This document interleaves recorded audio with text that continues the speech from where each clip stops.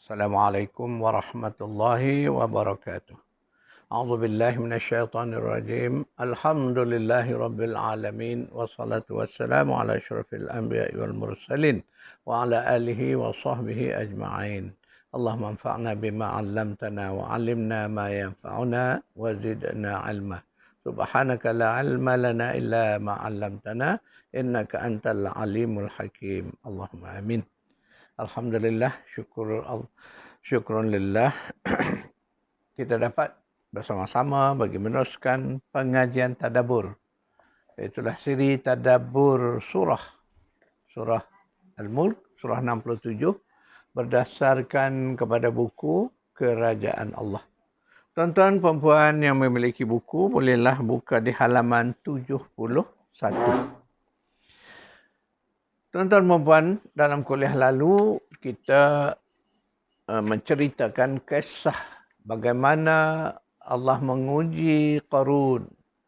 Kemudian penceritaannya yang disebut di dalam surah Al-Qasas, surah 28. Daripada ayat 76 sampailah 82. Itu kisah tentang Qarun. Dan kita telah pun mengambil pelajaran atau ibrah daripadanya, iaitulah kita jangan iri hati, jangan cemburu ya kepada orang yang Allah bagi rezeki kepada mereka. Allah uji mereka dengan rezeki, Allah uji mereka dengan kerajaan, kekuasaan. Tak apa, kita lihat sahaja ya. Sebab apa? Itu semua merupakan ujian Allah ya. Jadi dalam ujian Allah itu kita melihat tidak ramai orang yang berjaya, terutama dalam ujian kebaikan. Bala'un hasanah. Dalam ujian kebaikan ini ramai yang kufur daripada yang bersyukur. Jadi tuan-tuan perempuan, kita terimalah takdir kita, keadaan kita, apa saja yang Allah bagi ini kita nilai bahawa segala-gala yang Allah bagi pada kita adalah nikmat. Contohnya kita dapat bernyawa lagi hari ini, ya, dapat bernafas, dapat bercakap, dapat bekerja, berusaha, ya. Seperti yang kita lakukan ini, dapat belajar, saya dapat mengajar. Ini satu nikmat yang Allah bagi. Alhamdulillah. Syukur kita kepada Allah. Yang itu yang lebih utama kepada kita, iaitu kalimahnya syukur. Ingat tuan-tuan dan puan, hidup kita ni adalah untuk mensyukuri Allah.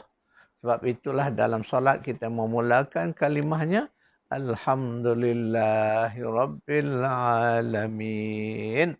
Segala pujian, kesyukuran itu bagi Allah, Rabb seluruh alam.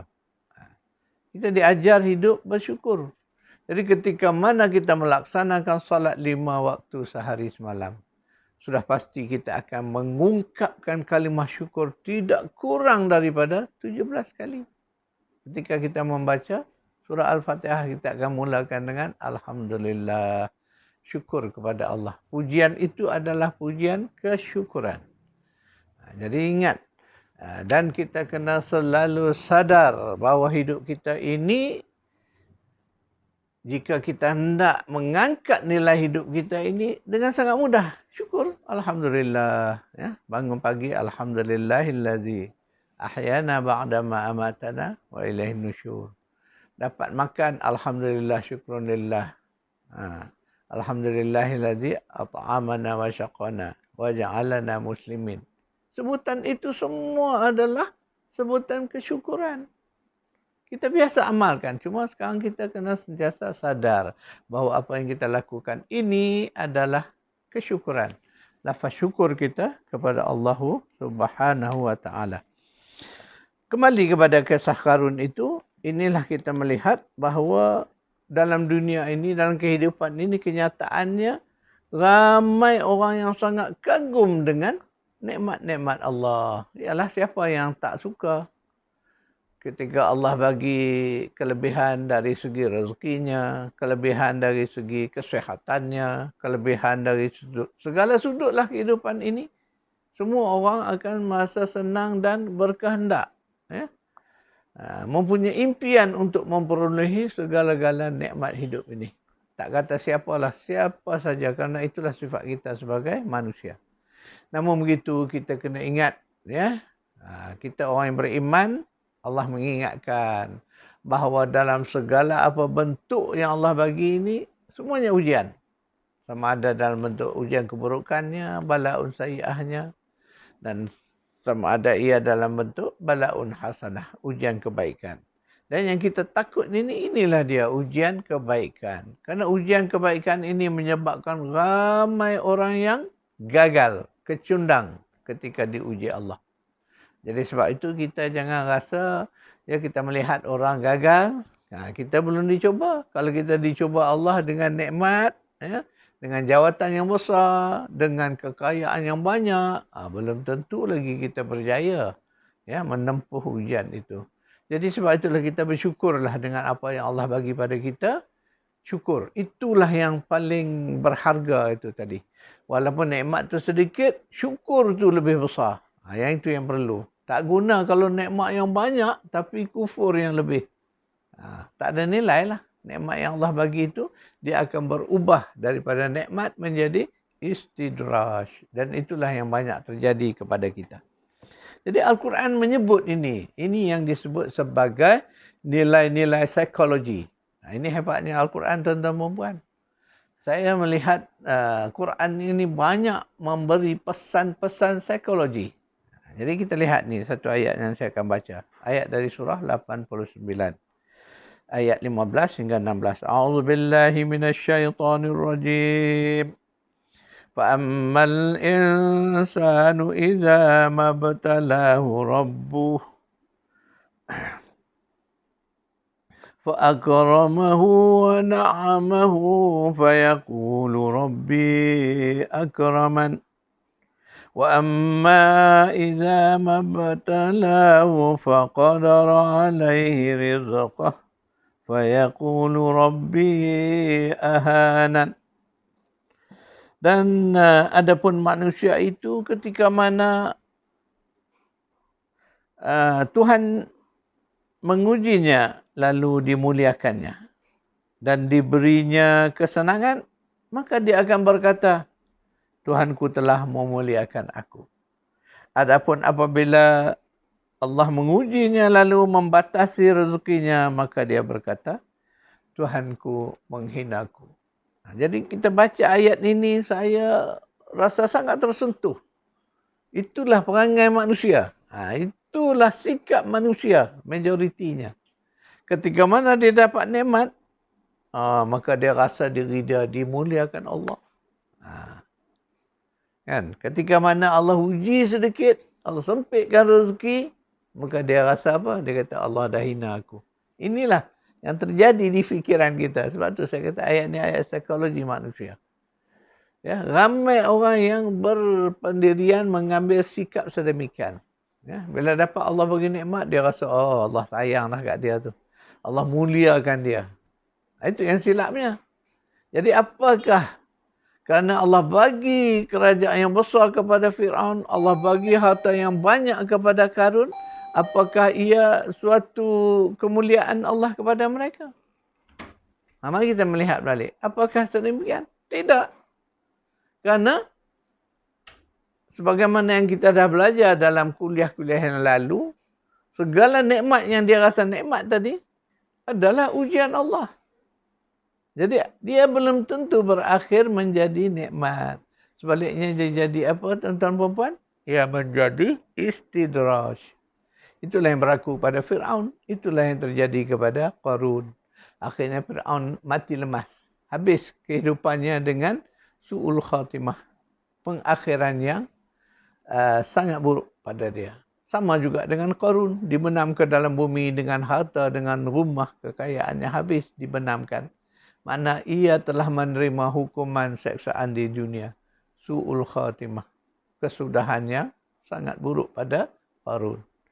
Jadi apa maknanya segala nikmat yang diberi selama ini, yang dimegahkan, yang diagung-agungkan. Selama ni dia rasa dia dimuliakan Allah. Sedangkan hakikatnya apa? Dia dihinakan Allah. Puncanya kenapa? Karena dia tidak bersyukur kepada nikmat yang Allah berikan kepada mereka. Yang ini kita kena faham, tuan-tuan dan puan.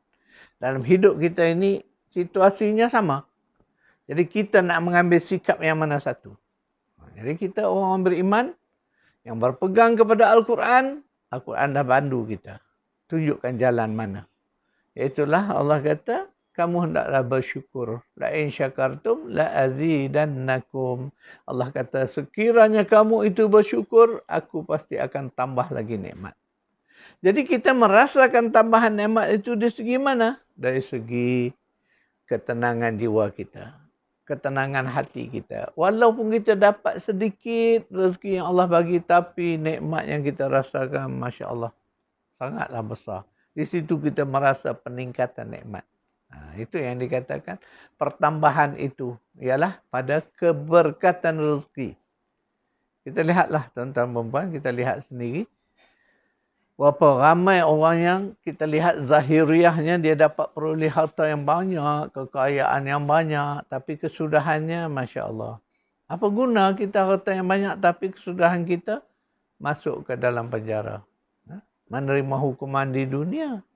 Kemudian kita dihina orang kerana dianggap penjenayah. Tak kiralah kola biru, putih, kuning ke, tetapi penjenayah tetap penjenayah. Mana kita dihina kan di mata manusia pun. Jadi apa guna? Samalah seperti mana yang terjadi kepada Firaun dan Qarun. Jadi kita minta berlindunglah dari kesudahan yang sedemikian. Jadi sebab itulah ayat ni mengingatkan kita. Memang inilah ciri manusia. Ketika dia dapat nikmat, dia rasa Allah dah muliakan dah. Allah dah angkat dia dah. Akhirnya dia lupa diri.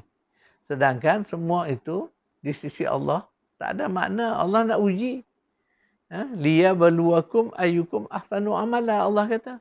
Semua tu ujian untuk nak lihat baguskah kamu, kualiti kamu tu, kualiti amal baguskah tidak. Berapa ramai orang yang dulu baik waktu miskin, waktu dia dalam keadaan biasa, ibadahnya bagus, akhlaknya baik, tetapi di saat dia menerima nikmat, Allah uji dia dengan nikmat, dia hilang punca. Dia sudah hilang pegangan asalnya. Akhirnya dia bukan mensyukuri nikmat, tapi dia menjadi orang yang kufur dengan nikmat. Tak cukup dengan kekayaan yang ada, buat lagi tipu sana, tipu sini. Ya? Rasuah sana, rasuah sini. Mengambil hak-hak orang. Tak pernah cukup. Jadi saat itu maknanya, habislah maknanya dia sudah gagal dengan ujian kesenangan yang Allah timpakan kepada mereka. Jadi sebab itu kita kena memperbetulkan dirinya. Melalui teguran, pesanan ayat yang kita bacakan tadi. Ya, Allah nak mengingat kita supaya kita mengambil sikap yang benar. Jadi ketika mana Allah beri rezeki kepada kita, kita kena cepat-cepat ingat sebagaimana Nabi Sulaiman sebut tu. Ketika dapat nikmat itu, apa yang Nabi Sulaiman sebut? Hadza min fadli Rabbi. Semua ini adalah kelebihan-kelebihan yang Allah bagi padaku. Liyabluwani. Kerana dia nak menguji aku ini, ashkur, sama ada aku ni bersyukur, am akfur, atau sebaliknya aku kufur. Cubalah jadikan ayat sebutan Nabi Sulaiman dalam surah An-Naml ayat 40 ni, jadikan pegangan kita. Ketika mana kita dapat nikmat, kita ingat yang tu.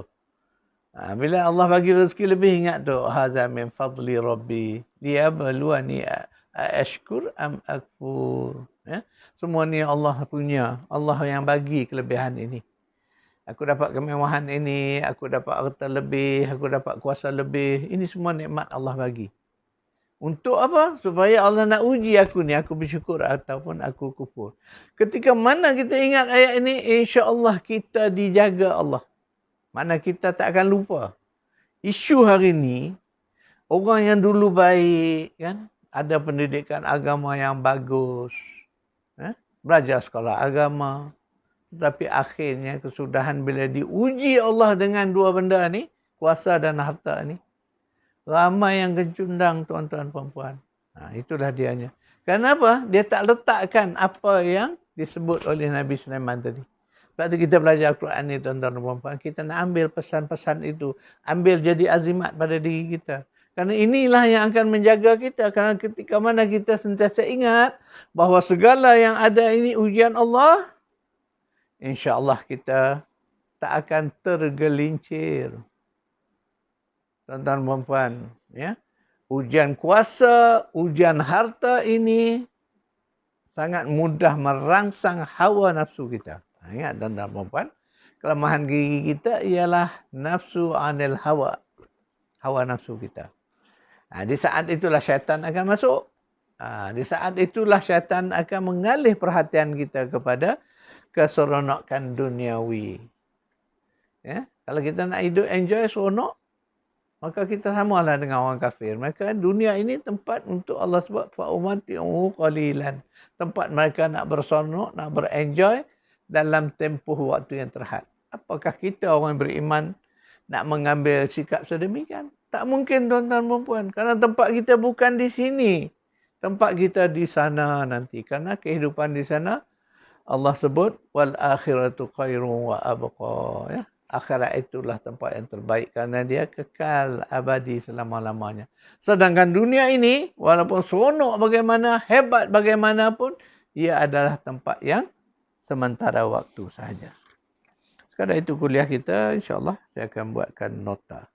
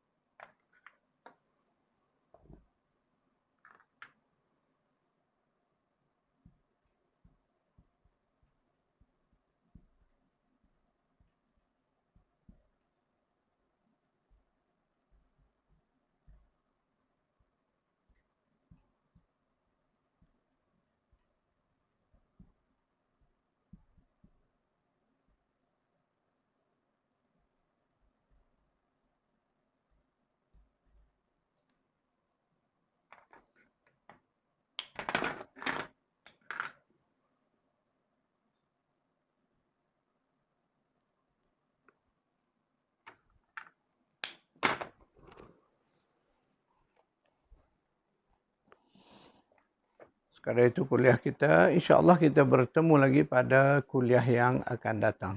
A'udzubillahi minasyaitonirrajim. Allahumma rabbana atina fid dunya hasanah wa fil akhirati hasanah wa qina adzabannar. Sallallahu ala Muhammad wa ala ali Muhammad walhamdulillahi rabbil alamin.